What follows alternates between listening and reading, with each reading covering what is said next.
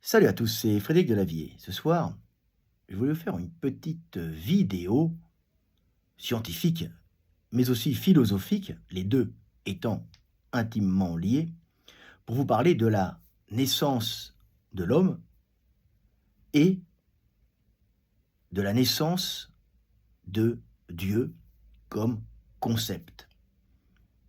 Pour cela, je vous ai écrit quelques petits textes pour vous montrer que la naissance de l'homme, c'est le Verbe, et que le Verbe implique automatiquement la conception de Dieu dans l'esprit humain. Je vais donc vous lire ces petits textes qui, je l'espère, vous feront comprendre ce qu'est l'homme et comment est née l'humanité. La naissance de l'homme par le Verbe. L'homme ne naît ni de la viande, ni de l'outil, ni même de la bipédie.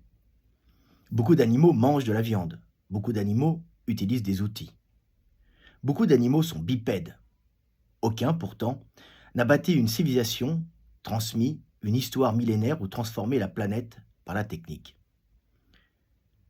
La différence humaine ne se trouve pas dans ses caractères isolés, mais dans un mécanisme plus fondamental, la capacité d'exprimer le temps par le langage.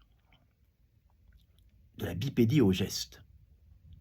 La bipédie libère les mains de la locomotion. La main devient un organe d'indication. Dans un espace ouvert, l'être bipède peut montrer devant, l'endroit où il va, derrière, l'endroit d'où il vient. Le geste spatial devient ainsi une structure fondamentale de la perception du monde. Devant et derrière ne sont plus seulement des directions, mais les deux pôles d'un déplacement. De l'espace au temps. Le temps n'est pas visible en lui-même. Pour être conçu, il doit s'appuyer sur quelque chose de concret. Le déplacement dans l'espace fournit ce modèle. D'où l'on vient, où l'on va. Ainsi naît la structure temporelle, derrière le passé, devant le futur. Le temps devient un trajet, la flèche du temps. Du geste au verbe. À ce geste spatial s'ajoute un son. Un son pour ce qui est devant, un son pour ce qui est derrière. Deux gestes, deux sons, et avec eux, la première expression orale du temps. À partir de ce moment, l'être humain peut dire ce qu'il a été et ce qu'il sera. Le geste peut disparaître, le son reste. Le temps devient verbal. Des animaux ayant des notions de temps à l'homme qui exprime le temps par le verbe. Beaucoup d'animaux vivent dans le temps et le perçoivent. Les éléphants se souviennent d'anciens points d'eau. Ils retrouvent des parcours oubliés depuis des années. Ils reconnaissent les ossements de leurs morts et semblent s'y attarder. Les baleines parcourent des routes migratoires immenses. Elles se souviennent des zones de nourriture, des saisons, des trajets. Leurs chants et leurs comportements se transmettent d'une génération à l'autre. Ces animaux possèdent une mémoire du passé et une anticipation du futur. Ils vivent donc dans le temps. Ils peuvent parfois en exprimer des aspects par leurs gestes, leurs déplacements ou leurs signaux sociaux. Mais cette expression reste limitée. Elle n'est pas transformée en langage symbolique, en récit, en projet collectif. Ils vivent dans le temps. L'homme parle du temps. Et cette différence change tout. Le verbe comme moteur de la culture. Grâce au langage du temps, l'homme peut raconter le passé sans l'avoir vécu, transmettre une erreur ou une réussite, annoncer une action future, organiser une chasse ou une migration, imaginer un monde qui n'existe pas encore. Le langage du temps crée une culture cumulative. Chaque génération n'a plus besoin de tout réapprendre. Elle hérite du passé et prépare le futur. L'explosion du cerveau. Le cerveau humain est un organe extrêmement coûteux. Il consomme une part énorme d'énergie du corps, de l'énergie du corps. Un tel organe ne peut être sélectionné que s'il apporte plus d'énergie qu'il n'en consomme. C'est le langage du temps qui le rend rentable. Il permet d'apprendre sans expérience directe, il permet d'anticiper les dangers, il permet de coordonner des actions complexes, il permet de transmettre des techniques. Chaque progrès linguistique favorise les individus capables de mémoriser davantage d'informations. Les mutations, augmentant la capacité cérébrale, deviennent avantageuses, car sans le langage, sans des compressions de données sensorielles, émotionnelles, que sont les mots, en son, articulés autour du temps, c'est-à-dire de mots exprimant le futur et le passé, un gros cerveau est totalement inutile et consomme trop d'énergie. Ainsi, le langage et cerveau entrent dans une boucle de coévolution. Plus de langage, plus de cerveau. Plus de cerveau, plus de langage. Chaque mutation entraînant une prolifération neuronale devient donc efficace car elle peut optimiser le langage pour la recherche calorique et la reproduction. Ainsi s'explique l'explosion en volume cérébral, l'explosion du volume cérébral humain. La pierre de fondation. L'humanité ne naît pas avec la première pierre taillée, ni avec la première chasse, ni avec la première tribu. Elle naît le jour où un être vivant peut dire « j'étais » et « je serai ». 2 gestes, 2 sons, 2 mots pour le passé et le futur. De cette simple structure naissent les récits, les mythes, les projets, les techniques, les civilisations. L'homme conquiert le monde, non par la force de ses muscles, mais par la puissance du verbe qui organise le temps. Car beaucoup d'animaux vivent dans le temps, certains peuvent même en exprimer des aspects, mais l'homme est le seul à l'avoir transformé en langage symbolique, en histoire et en destin. Il n'est pas seulement un animal qui vit dans le temps et le perçoit, il est l'animal qui peut le dire.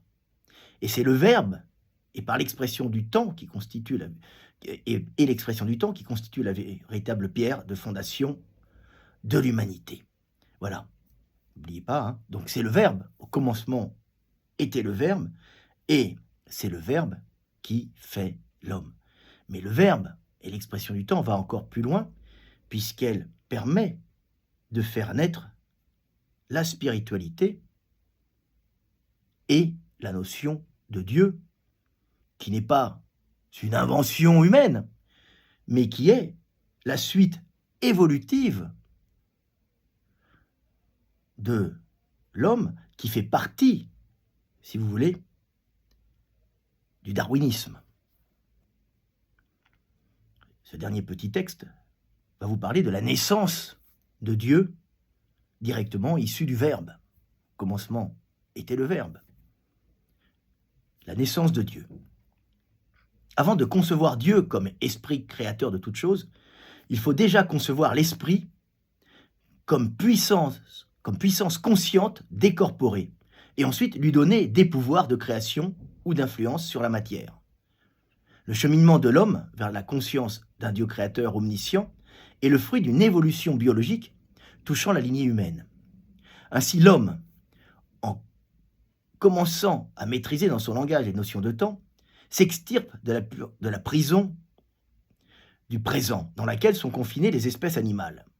En exprimant le temps, c'est-à-dire en disant « j'étais, je suis, je serai », l'homme peut se projeter en esprit en d'autres lieux et d'autres temps, exprimant par cela l'esprit sans le corps, donnant naissance à la notion même d'esprit et à son expression.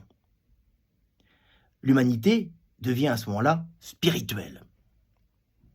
L'homme, aidé du Verbe et dans sa quête de sens, confronté à la notion de finitude et de mort que lui donne cette possibilité de se projeter à l'extrême limite de son existence, se met à rêver que cet esprit projeté en d'autres lieux et d'autres temps par le Verbe pourra survivre à la mort et au pourrissement des chairs.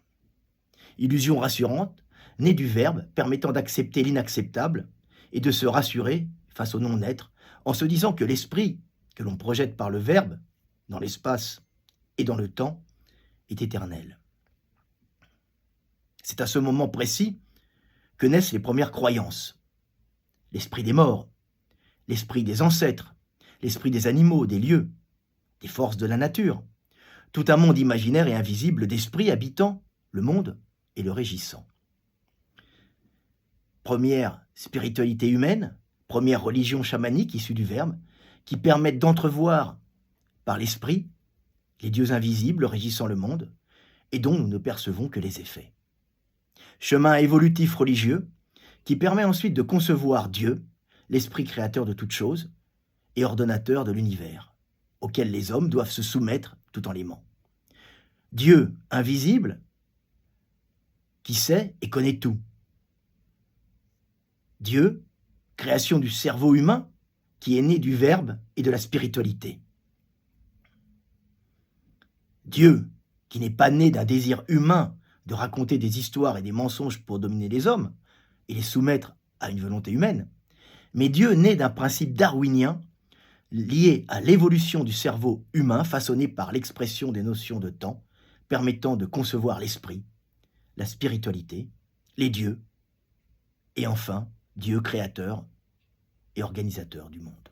Voilà, petite vidéo pour vous parler de l'homme, de ce qui fait l'homme, donc le Verbe, l'expression du temps, et de cette expression du temps naît le concept de Dieu, c'est-à-dire de l'esprit, que seul l'animal capable d'exprimer le temps peut percevoir. C'était Fred Delavier, je vous aime, et paix sur terre, mes frères et sœurs, paix sur terre.